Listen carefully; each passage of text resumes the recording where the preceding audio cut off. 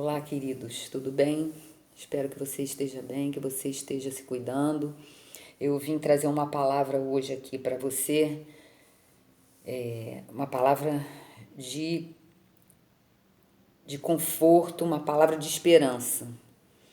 No seguinte sentido, a nossa fé é como uma semente na mão de Deus, é como uma semente na mão de Jesus Cristo, né? Mesmo que seja uma pequena semente, essa semente vai ser multiplicada, mesmo que a gente ache que essa semente é pequena, né?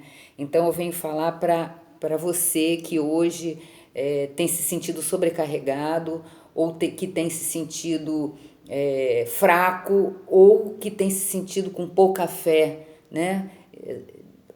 Achando que a sua fé não vai te ajudar, não vai resolver, mas eu quero dizer para você que mesmo que você ache que a sua fé é pequena, essa fé na mão do Senhor é multiplicada, porque Jesus, ele multiplica, ele cria, ele traz à existência as coisas que não existem e multiplica aquilo que nós entregamos na mão dele. Então eu vou ler 3 passagens aqui para você, gostaria que você prestasse bastante atenção. Tem uma passagem que é um pouquinho mais longa, mas preste atenção. E eu espero e oro que o Espírito Santo de Deus, nesse momento, venha revelar essa palavra no teu coração, que você possa depois aplicar essa palavra que foi revelada no seu coração a respeito da fé que já existe dentro de você e que foi Deus que te deu. Então eu vou ler Marcos 4, de 30 a 32, que fala, que na Bíblia, né, tem o título de A Parábola do Grão de Mostarda. Veja, disse mais, Jesus falando, disse mais, a que assemelharemos o reino de Deus? Ou com que parábola o apresentaremos? É como o grão de mostarda, que quando semeado é a menor de todas as sementes sobre a terra. Mas uma vez semeada, cresce e se torna maior do que todas as hortaliças e deita grandes ramos a ponto de as aves dos céus poderem aninhar-se à sua sombra. Guarde no seu coração. Agora nós vamos a Marcos 6, de 30 a 34, onde a Sociedade Bíblica coloca o título de A Primeira Multiplicação de Pães e de Peixes.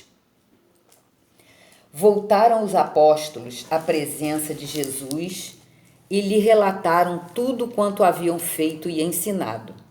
E ele lhes disse, vinde repousar um pouco à parte, num lugar deserto, porque eles não tinham tempo nem para comer, visto serem numerosos os que iam e vinham. Então foram sós no barco para um lugar solitário. Muitos, porém, os viram partir e, reconhecendo-os, correram para lá a pé de todas as cidades e chegaram antes deles. Ao desembarcar, viu Jesus uma grande multidão e compadeceu-se deles, porque eram como ovelhas que não têm pastor, e passou a ensinar-lhes muitas coisas. Em declinando a tarde, vieram os discípulos a Jesus e lhe disseram, é deserto este lugar e já avançada a hora. Despede-os, para que, passando pelos campos ao redor e pelas aldeias, comprem para si o que comer. Porém, ele lhes respondeu, dai-lhes vós mesmos de comer, disseram-lhe. Iremos comprar 200 denários de pão para lhes dar de comer? E ele lhes disse, quantos pães tendes? E de ver. E sabendo eles, responderam, 5 pães e 2 peixes. Então Jesus lhes ordenou que todos se assentassem em grupos sobre a relva verde, e o fizeram, repartindo-se em grupos de 100 em 100 e de 50 em 50. Tomando ele os 5 pães e os 2 peixes, erguendo os olhos ao céu, os abençoou e, partindo os pães, deu-os aos discípulos para que os distribuíssem, e por todos repartiu também os 2 peixes. Todos comeram e se fartaram, e ainda recolheram 12 cestos cheios de pedaços de pão e de peixe. Os que comeram dos pães eram 5.000 homens. E a Bíblia diz em outra passagem, fora mulheres e crianças. Então eles tinham 5 pães e 2 peixes. Mais de 5.000 pessoas comeram. A outra passagem é Marcos 9, de 14 a 27, que diz assim. A Sociedade Bíblica coloca a cura de um jovem possesso. Quando eles se aproximaram dos discípulos, viram numerosa multidão ao redor e que os escribas discutiam com eles. E logo toda a multidão, ao ver Jesus, tomada de surpresa, correu para ele e o saudava. Então ele interpelou os escribas. Que é que discutis com eles, os escribas com os discípulos? E um dentre a multidão respondeu, Mestre, trouxe-te o meu filho possesso de um espírito mudo, e este, onde quer que o apanha, lança-o por terra, e ele espuma, rilha os dentes e vai definhando. Roguei a teus discípulos que o expelissem, e eles não puderam. Então Jesus lhes disse, ó geração incrédula, até quando estarei convosco? Até quando vos sofrerei? Trazei-mo. E trouxeram-lhe. Quando ele viu a Jesus, o espírito imediatamente o agitou com violência e, caindo ele por terra, revolvia-se espumando. Perguntou Jesus ao pai do menino, há quanto tempo isto lhe sucede? Desde a infância, respondeu. E muitas vezes o tem lançado no fogo e na água para o matar, mas se tu podes alguma coisa, tem compaixão de nós e ajuda-nos. Ao que lhes respondeu Jesus, se podes, tudo é possível ao que crê. E imediatamente o pai do menino exclamou com lágrimas, eu creio, ajuda-me na minha falta de fé. Vendo Jesus que a multidão concorria, repreendeu o espírito imundo, dizendo-lhe, espírito mudo e surdo, eu te ordeno, sai deste jovem e nunca mais tornes a ele. E ele, clamando e agitando muito, saiu, deixando-o como se estivesse morto, a ponto de muitos dizerem, morreu. Mas Jesus, tomando-o pela mão, o ergueu e ele se levantou. Então, a parábola do grão de mostarda, o que nos diz? Que é a menor semente das hortaliças, mas semeada é a maior das hortaliças e tem muitos ramos e vira uma árvore a ponto dos pássaros virem a se aninhar nela. Na outra passagem, a primeira multiplicação dos pães, vieram 5 pães e 2 peixes, entregaram esses pães para Jesus. Jesus partiu e distribuiu aos discípulos. Na mão de Jesus, os 5 pães e os 2 peixes alimentaram uma multidão. E a última passagem, que é a cura do jovem possesso, onde o pai do rapaz levou aos discípulos, os discípulos nessa situação não conseguiram expelir, e ele levou a Jesus. Ou seja, e ele ainda confessou a Jesus, me ajuda na minha falta de fé. Então, ele até se julgava sem fé, mas tanto ele tinha fé que ele levou o rapaz para os discípulos e levou depois para Jesus. E nas 3 passagens houve um milagre, né? A comparação da semente, que é comparada ao reino de Deus, onde a gente semeia uma pequena semente e colhe uma grande árvore. Os pães e os peixes foram levados para Jesus e multiplicados.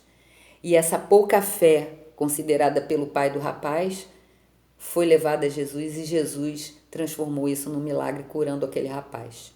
Então, o que eu quero dizer com isso para você? Embora você ache, nesse momento, que você tem pouca fé ou que você não tem fé alguma, mas eu sei que você tem, porque a palavra de Deus diz que todos temos uma medida de fé.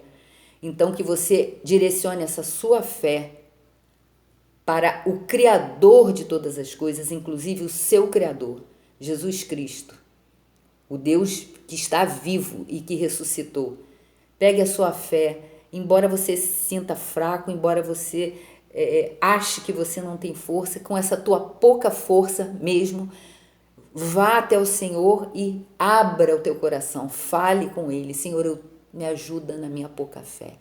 Eu preciso de um milagre nessa situação. Só tu, Senhor, podes tocar nessa situação. Eu já fiz tudo o que eu podia. Eu já fiz tudo o que estava ao meu alcance e nada modificou, nada mudou. Mas eu agora venho trazendo a minha fé na direção certa, venho falar com a pessoa certa.